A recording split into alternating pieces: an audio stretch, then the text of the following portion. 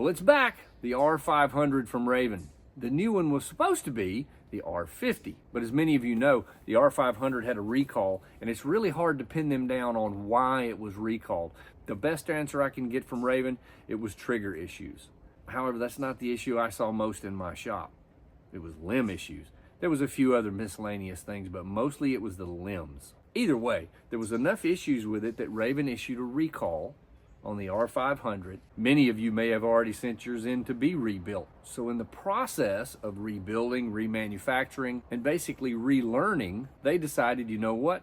We've figured out how to build this better and stronger, so we don't need the R50 now. So this is the new and improved R500. And the exact words they used to describe it to me were bomb-proof. Well, we'll see about that. All that coming up next on Trinity Wild. Hey everybody, thanks for joining us today.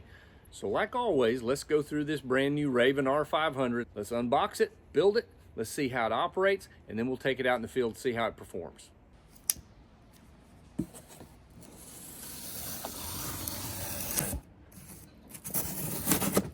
Wow, what a cool knife. All right, out of the box, here we go. We got our quiver bracket. You can see, super simple to put on. Quiver, manual instructions, and a cool sticker. Always got to have that. Standard scope. You can get this in the sniper package that has a much better scope. Scope rings.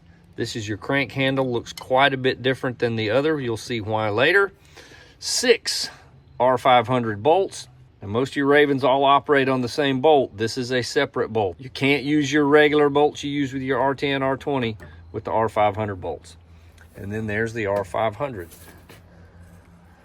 And you can see that sucker is narrow. We'll go through how it operates. It's also, most all these new ones are going to come, they've already been chronographed. So this has already been chronographed at 505. So you got a pretty good idea to where to set your scope. Now this is not the E version. The E version comes with a battery right here. I typically don't even sell those very often. To be perfectly honest, when you put that battery on there, let's not even talk about that right now. Now we'll get a little closer view on how it operates here in just a second, but that's how it lays out. I tell you, it can't get a whole lot more simple than that.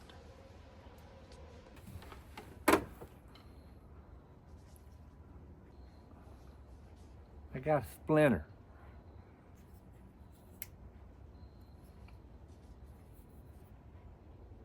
Ow. Got it. So the reason I like to do these videos this way is because I want you to see that this is not something that's hard to do. Even though that piece of machinery may be kind of intimidating, putting it together and getting it ready to operate is really not that hard. If you don't have a shop close to you, or even a big box store carries most of the Ravins, you can order one online. Of course, I'll have a link below if you'd like to order one online. Or if you wanted to buy one and ship it to somebody, it's really not that difficult. And the reason I tell you that is if you've already bought your R500 and it's already built, you can skip this next part. You won't need it. You're already ready to go. So first, let's attach the quiver bracket. All you're going to do is locate that hole. There's 2 separate holes. You're going to put it in the front one. Big screw right there. It's going to go right down in here, and you can just finger tighten it.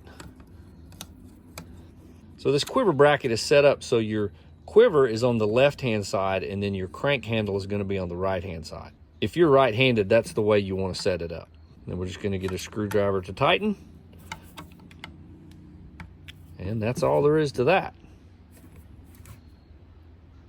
Before I get any farther, make sure you remove that tag. Be very careful, but make sure you remove that tag. You don't want that spinning around while you're trying to crank your crossbow. All right, mounting your scope rings. I'm going to go ahead and take the top of the scope rings off first. So it's just 4 screws, and you'll just remove all those screws so the scope ring's all the way open. Just like that. Do that with both. Now this next part is going to be kind of personal to you. Where I start these out, where I'm going to start the scope ring out is going to be 1, 2, 3, 4, 5, 6, 7. That's where I'm going to put the first ring, and we're going to tighten that down. And then from that one, I'm going to go 6 forward from there. 1, 2, 3, 4, 5, 6. And that's where I'm going to put the second scope ring. Now certainly to get the correct eye relief, you can move this backwards and forwards. What that will do is mount your scope pretty much in the middle, still give you a little bit of play, but you'll have to see where you need the eye relief so you can still move it forward and backward. So don't crank these down too tight until you get your eye relief where you want it. That's where I'm gonna start. Now I'm gonna put the top two pieces back on.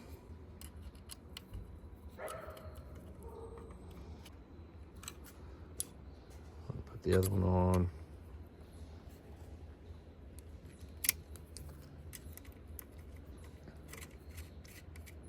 So as you're tightening it, don't tighten it so tight that you can't move it, because I'm going to want to be able to level that up here in just a second. So both of these, don't crank down on this too tight just yet, and don't crank down on your scope rings too tight just yet. All right. So now, like I said, I've got it to where I can still move that scope just a little bit. I still want to be able to move it so I can get it leveled. Install your fill points. These fill points are all 100 grain. It's a 3-arrow quiver, so we're going to pop all 3 arrows in. And number 2. And number 3.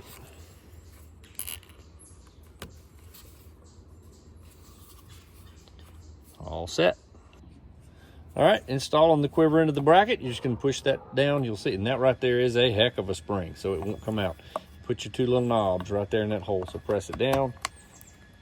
Quiver's locked in. Crank handle, you can place it either way. I like to turn it with the handle part up, and it's just going to pop down in those 2 teeth. First time you put it in there, it's a little tough. There you go.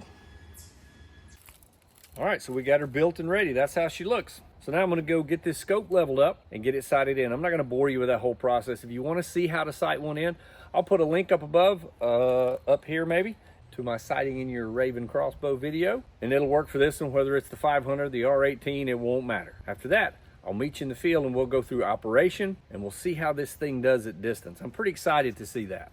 And while I'm thinking about it, if you're enjoying our content today, go ahead and hit that like button for us. Or maybe you have a friend that's looking to possibly buy an R500, share this video with them, and maybe that'll help them make a better decision. Those things are really gonna help us grow our channel and help us to bring you more and more content. Thank y'all, we really appreciate it.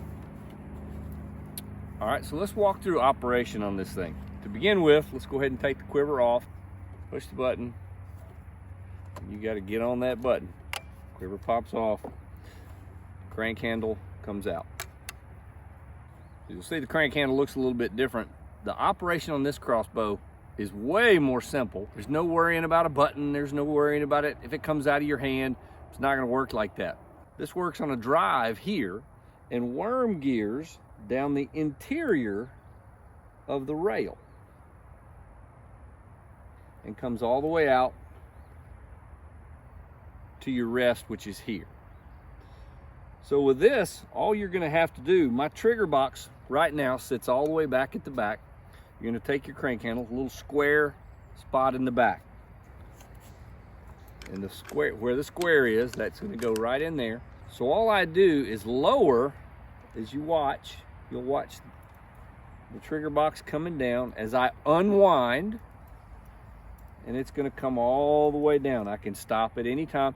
It's not gonna drop. It's not tethered like a regular Ravin. It's going to march right down that worm gear as I turn it.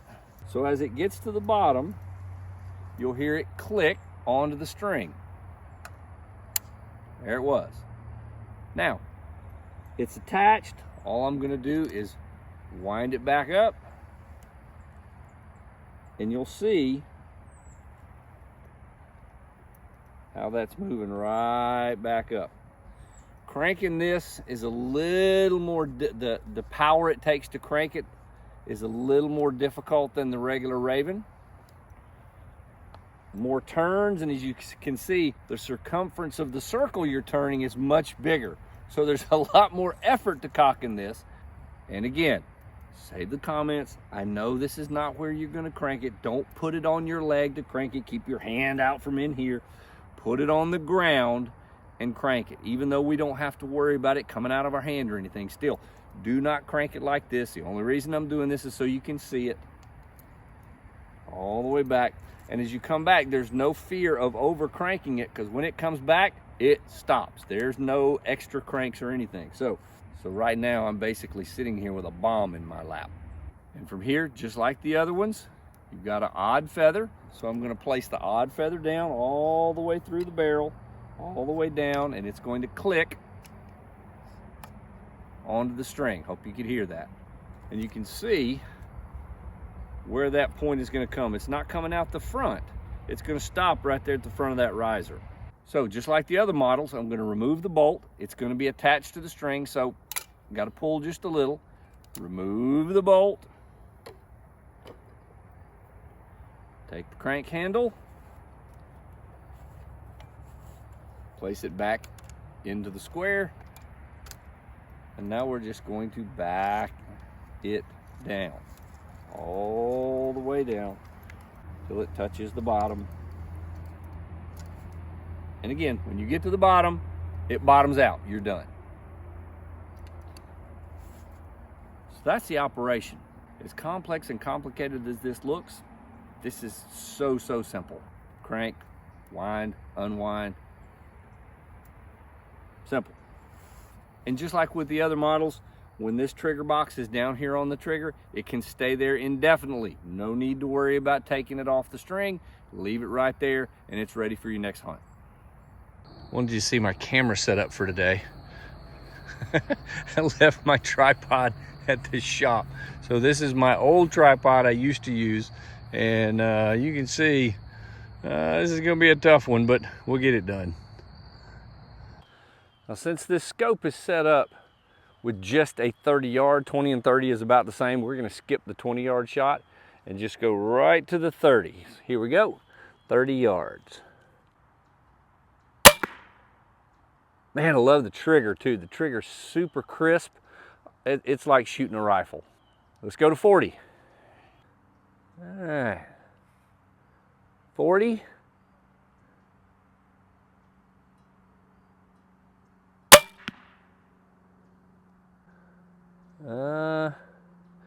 Yeah, that was pretty low. Well, let's try that again. I'm not sure if that was me. Check my speed. Oh, speed's still at 505. Let's try 40 again and see if that was me. Same dot. Huh. Okay. Well, I'm gonna try 40 again. Or better yet, let's go back to 30. All right, let's adjust the scope. Height's good. I need to come back to the right just a little. All right, 30 again. Now that was me. I pulled that just a little bit right. So I think we're back on. Let me gather the bolts and we're gonna kind of start again. All right, need to hurry up. It's getting dark fast.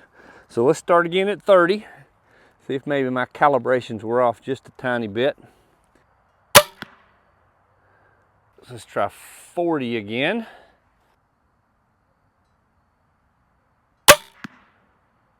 All right, that's better. 50, 50. Let's go ahead and lay that in the middle. I'm having a harder time seeing that middle target, so 50. Pretty solid. Since I'm running out of light, I'm gonna go ahead and go on back to 70. I don't know if this mic is gonna pick up from that far back, and 70 is about as much room as I got. It's getting harder to see, so I'm gonna go ahead and put it in the center dot.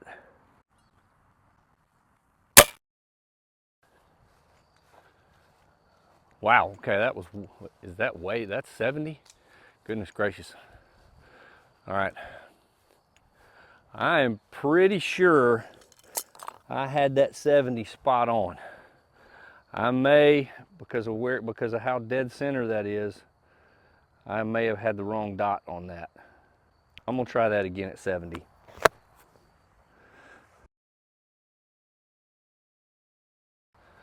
Okay, well, it did go left.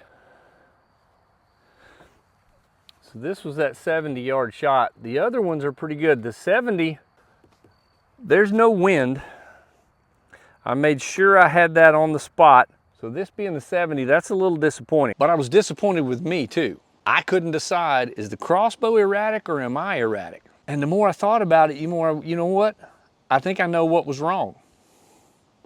So this is what I was shooting off of. Normally I shoot off a bench. I don't know I think I was in a hurry that day, and I don't know why I didn't take my bench out there, but I just used this tripod, which is normally fine. And as you saw, it shot pretty good out to 50, 60 yards.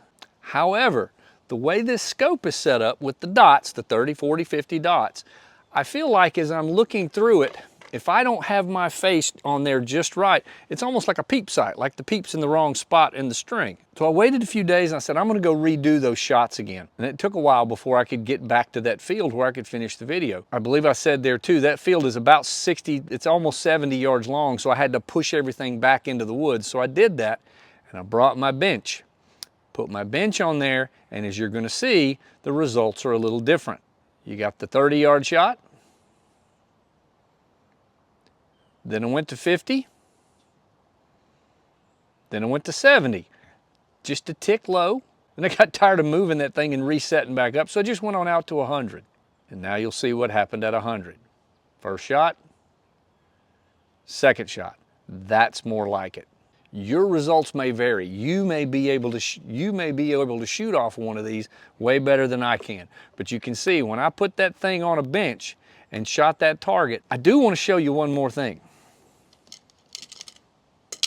One of the very few complaints I'm getting is the field points coming off in the target. What's happening is that thing is spinning so fast, and especially at 100 yards, it hits the target and spins the field point out. There's a couple of fixes for that. You can put some Teflon tape on your field point. I know that sounds crazy, but if you don't, you're gonna lose some field points in those targets. But Easton also makes some match grade field points. You'll need 11/32, 100 grain. That'll match what your Ravin came with. I'll put a link in the description below so you can pick up a pack of those if you want. Now they're expensive, but they won't spin out. You saw the performance, you saw the ease of use. One other option that you can get on this is have the R500E, the electric crank option. Now I'm gonna be perfectly honest with you on that.